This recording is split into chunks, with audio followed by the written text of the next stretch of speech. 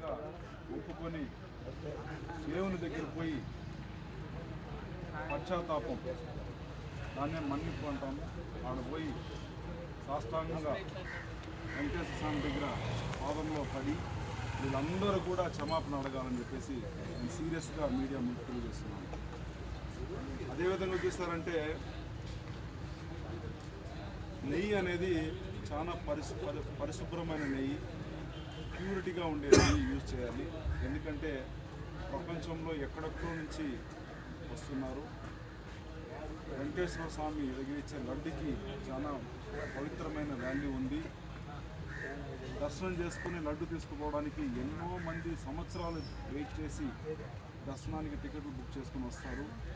వీళ్ళందరూ లాస్ట్ 1 yearగా చూశారంటే అందరి మనోభావాల్ని చాలా డ్యామేజ్ చేసింది ఈ వైఎస్ఆర్ ప్రభుత్వం. కాబట్టి జనాలు కూడా దీన్ని అన్నీ కూడా అబ్జర్వ్ చేస్తున్నారు. వీళ్ళు చేసేవన్నీ కూడా పనికి మాల పనులు, కానీ బయటకు వచ్చి చెప్పేది మాత్రం శ్రీరంగ నీతులు, భయంకరంగా నీతులు చెప్తారు.